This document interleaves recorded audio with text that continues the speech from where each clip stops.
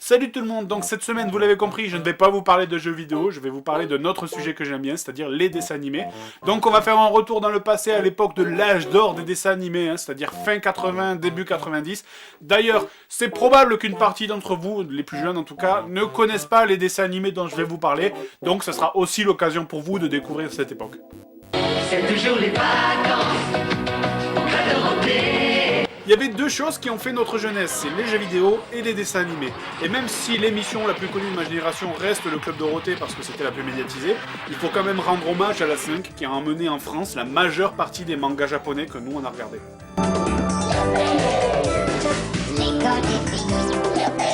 En fait, aux alentours des années 90, on retrouve plusieurs types de dessins animés. Le style américain qui est plus dans le genre, on fait un dessin animé pour vendre nos produits, comme par exemple G.I. Joe, Musclor, Cosmo Cat, Transformers, Tortue Ninja, etc. Le style japonais qui faisait vraiment de la production pas chère à la chaîne. Et le style français, qu'il faut quand même le reconnaître, à l'époque on faisait vraiment de super dessins animés. Alors il y avait une chose qui fait que les années 90 étaient les années phares, c'est que toutes les séries, enfin presque toutes les séries, avaient des génériques de fou. En fait, on se souvient de presque tous les génériques, même de séries qui étaient pas connues, ou même de séries qu'on n'aimait pas trop. 1, 2, 3, 4. Faut dire qu'à l'époque, en même temps, on se tapait toutes les séries, les Juliette Je t'aime, les Candy et compagnie, là, juste pour pas louper le début de DBZ. Voilà, moi, ce que j'appelle le générique. Ah, putain. Ah, du bon synthé, bien années 90, quoi.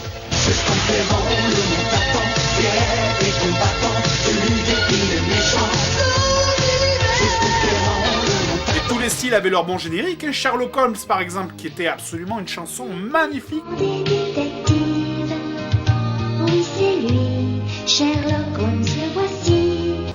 Même les génériques de Bernard Minet, ils étaient souvent pas mal du tout. La chanson des chevaliers. Comme un arc-en-ciel courageux. Bon quand même, je conçois qu'un jeune qui regarde ça maintenant, il doit bien rigoler quand même. Je vais dire, la chorégraphie, voilà. Le pauvre Jackie derrière, il a l'air de s'emmerder, dis donc. Bon après, j'ai dit que presque tous les génériques étaient bien foutus parce qu'il y a quand même eu des carnages. Dragon Ball, le chant du Sangohan. Alors ça, c'est du meurtre quoi, ça c'est horrible, c'est du viol sauvage du générique original. Et bon, on avait quand même un paquet de génériques assez bizarres aussi. J'aime la gym et je m'entraîne. Dans la vie, c'est la gym que j'aime. Quand même, entre les dessins animés aujourd'hui et ceux d'avant, il y a une autre très grosse différence, c'est celui des thèmes abordés. Finalement, les dessins animés aujourd'hui ont des thèmes assez superficiels, tandis que nous, à l'époque, nos dessins animés étaient excellents, mais ils avaient des thèmes sérieux. Mais même des fois trop sérieux, en fait, souvenez-vous. Je suis sans famille et je m'appelle Rémi et je me balade dans la vie. Rémi sans famille, un enfant qui a été enlevé puis vendu pour 40 francs par son père. Il est ensuite racheté par un homme, Vitalis, il se retrouve obligé de travailler, de se démerder tout seul. Il va connaître le froid, la faim, la misère. En partant de Paris, les animaux de Rémi meurent les uns après les autres. En premier, son chien qui se fait bouffer par les loups. Mais c'est bien le collier de Zerbino, ça. Et ça? Ces petits poils blancs, ce sont les poils de Dolce. Voilà, je rappelle que c'est pour les enfants. Son singe attrape une pneumonie et meurt. Tu as été merveilleux, mon petit joli cœur, merveilleux. Tu n'avais jamais été aussi bien, joli cœur.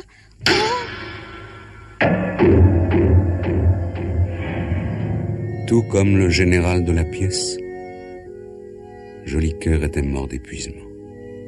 Chouchou, pistolet, bidon d'essence, demandez des allumettes.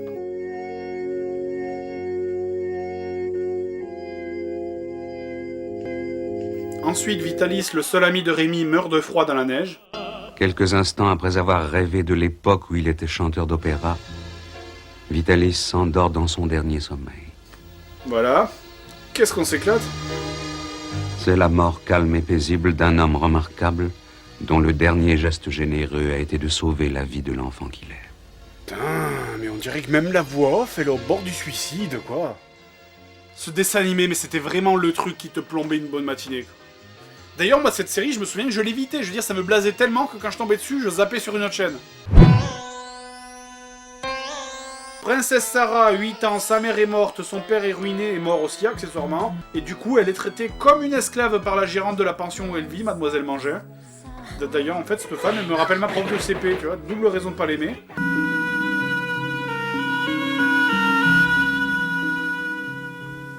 On vient de m'apporter des nouvelles concernant votre père. Des nouvelles concernant mon père? Oui, on vient de m'annoncer sa mort. Il est mort? Voilà, cache. La subtilité, c'est pour le tapette. Et donc, ben, la petite Sarah va tout encaisser et tout subir sans jamais se rebeller. T'as tout le monde qui lui chie dessus, mais elle, y a pas de problème, elle continue à sourire. Une fois de plus, tu seras privé de manger.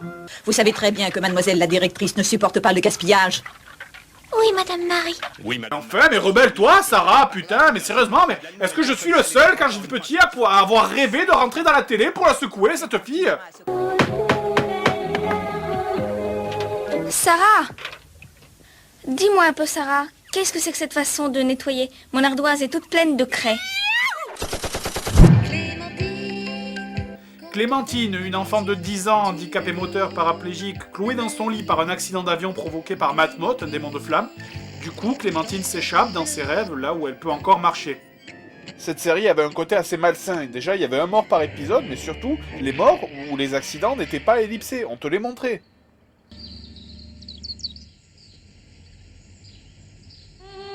Essayez de vous imaginer enfant, là, c'est absolument terrorisant ce passage.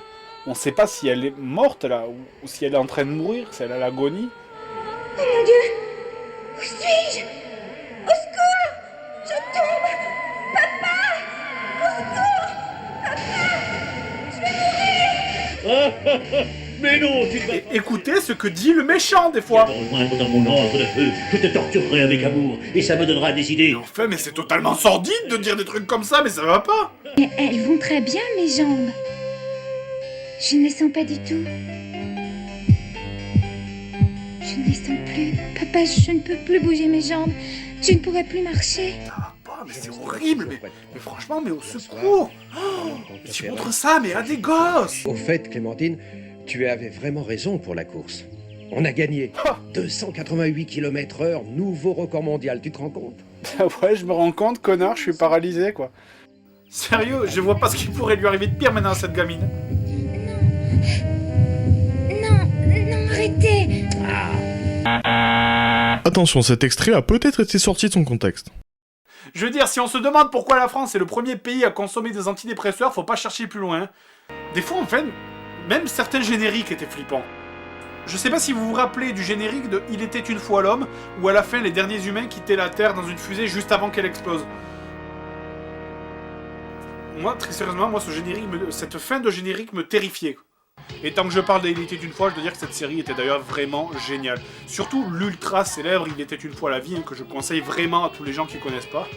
D'ailleurs, c'est marrant parce qu'au passage, je sais pas si vous avez remarqué, mais les virus dans Il était une fois la vie, ils ressemblent à Nicolas Sarkozy, quoi. Alors c'est vrai que la plupart des dessins animés tristes étaient d'origine japonaise. En fait, la plupart des dessins animés qu'on regardait étaient ou japonais ou américains. Du coup, pour s'adapter au public, le passage à la VF était parfois un peu fait à l'arraché. On s'en apercevait pas forcément à l'époque, mais quand tu regardes avec le recul, tu te dis, mais oula, comment ils ont pu sortir ce genre de truc? Déjà, au niveau de la francisation des noms et des lieux, mais il y avait de ces perles des fois vraiment. Prenez par exemple une bonne vieille série que j'aime pas, genre Lucie, l'amour et rock'n'roll. Pour ceux qui auraient oublié, c'est ça. Oh Lucie, embrasse-moi. C'est assez d'espérer. Voilà, les bonnes vieilles coiffures années 70, Mathias et son gros chewing-gum collé dans les cheveux, le chat qui mangeait des crêpes. Mes boulettes. D'ailleurs, le chat qui parlait, je sais pas, ça choquait personne. Je veux dire, moi, si mon chat se mettait à me parler d'un coup, je pense que je flipperais quand même. Et il y avait Benjamin, ce gamin juste insupportable là, qui était tout le temps en train de chialer. Putain, mais il passe son temps à se mêler de la vie sexuelle de son frère, quoi. Mais putain, mais il est gay, ton frère. Il est gay, t'as pas compris? Je veux dire, avec une coiffure comme ça et des potes, c'est pourtant évident, je sais pas, merde. Ah, mais c'est totalement cliché, quoi. Regardez l'arc-en-ciel dans la fontaine, le petit serre-tête rose.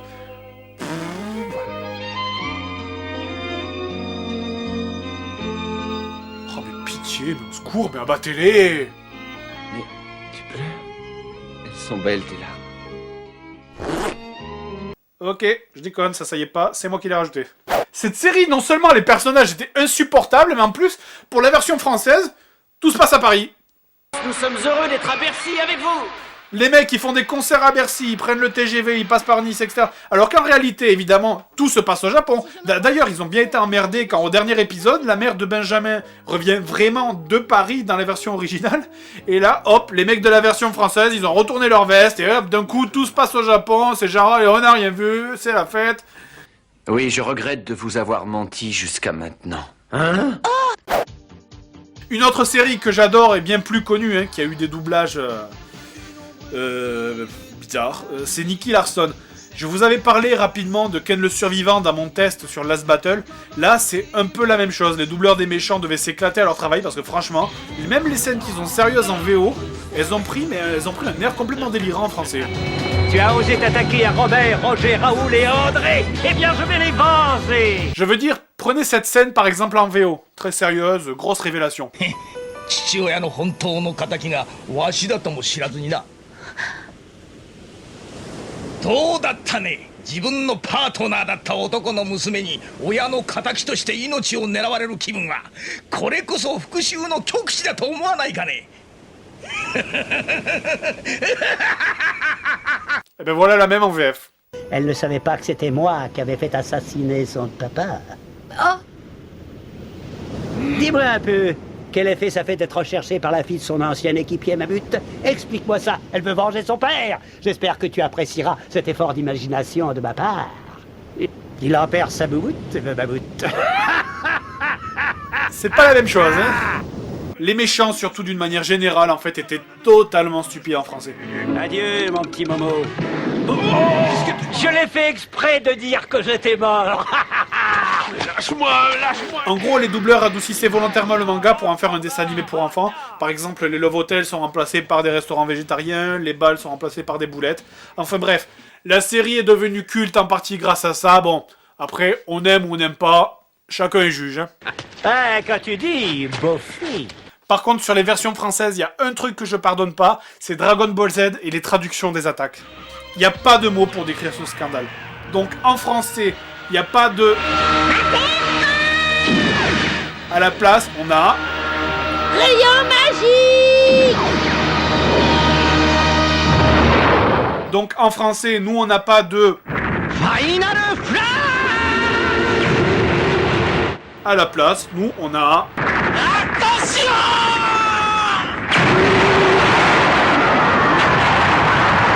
Ou alors, des fois, carrément, on te mettait des Kamehameha sans aucune raison.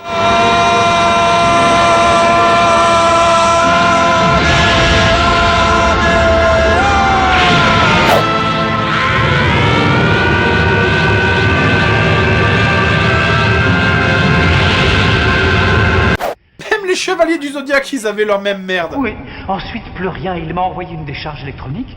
Décharge électronique. Électronique, mais ça veut rien dire, enfin. D'ailleurs, une autre grande spécialité chez nous, c'est le meublage. Ça arrive des fois, hein, dans les dessins animés, que pendant quelques secondes, les personnages ne disent rien, que c'est du silence. Et ben chez nous, non. Chez nous, les silences, nous on les meuble. Oh ben,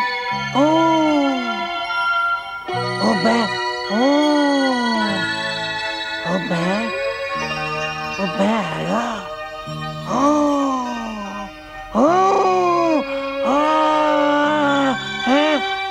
je suis enfin le plus fort. Quand même, ils sont forts, ces Japonais, puisqu'ils arrivent à te faire croire qu'un truc totalement banal peut devenir un truc complètement démentiel avec une ambiance de fou, quoi. Je me souviendrai toujours de ce dessin animé sur la cuisine qui s'appelait Le Petit Chef. Voilà donc pour quelle raison il a coupé les spaghettis et taillé les aubergines en lamelles. On te limite. Mais quand même, l'exagération la plus célèbre de notre enfance, ça reste Olive et Tom. Olive et Tom, ils sont toujours en forme. Tom, Olivier, sont super entraînés. Entre les terrains qui faisaient 18 km de long dont t'arrivais même pas à voir l'autre côté, les stades de 50 000 personnes pour voir deux équipes de poussins jouer et qui étaient diffusés jusqu'en Antarctique, Olivier, il avait 3 côtes cassées, le tibia fracturé, 42 fièvres, et pourtant il continue à jouer, c'était formidable. Les tirs de l'aigle, le tir du tigre, que moi quand je me souviens, quand j'étais plus jeune, il y avait tout le monde qui essayait de faire pareil au foot, essayait de faire comme Mark Landers, après tu mettais 5 minutes à aller chercher le ballon, tu sais. L'entraîneur de l'équipe d'Olivier, c'était Raymond Domenech. Je veux dire, le mec il servait à rien. Et je parle même pas de l'arbitre, il y avait des espèces d'attentats sur la pelouse, mais lui, il ne sifflait jamais. Mais il dort l'arbitre ou quoi? Même un aveugle aurait sifflé ce coup franc. Et puis évidemment, il y avait ce fameux speaker dont on se souvient tous et qui était là, mais dans toutes les séries en fait, et même dans Jeanne et Serge, il était là. Après tout, c'était classique des dessins animés japonais d'exagérer, mais c'est vrai que Olive & Tom c'était quand même le top du top niveau exagération. Il n'y a jamais rien eu de supérieur. Maintenant, c'était les années 90, maintenant tout ça, ça n'existe plus, c'est dommage quelque part. Et toi, tu m'avais porté un dessin animé, tu m'avais dit c'était quoi? C'est Prince of Tennis. C'est un dessin animé sur le tennis.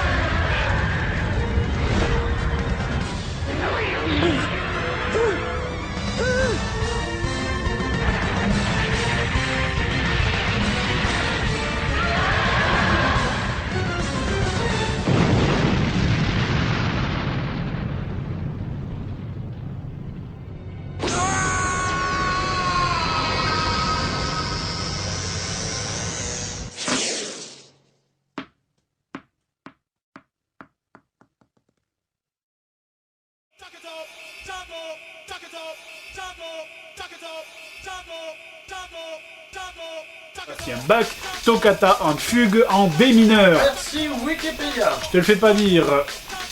Là, ça fait un peu Charlie Luc. Surtout avec russe là.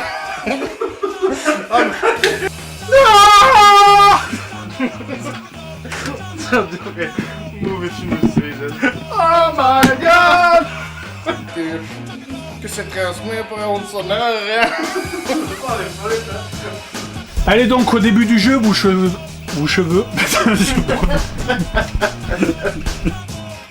J'achète votre film. J'en fais un peu carrément. Vous entendez là qui vous fait penser à un mauvais film d'horreur. C'est la... Je reviens du futur. Et si vous vérifiez, si tu mets un jumeau, Salut tout le monde. Alors cette semaine, j'avais pas envie de vous parler de dessin animé. Pendant des jours pour tester ce truc. Voilà ton attaque pas pour. Allez donc.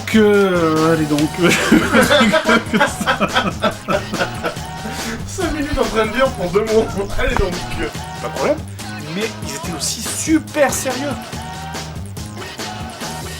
Souvenez-vous. Moi je me souviens plus.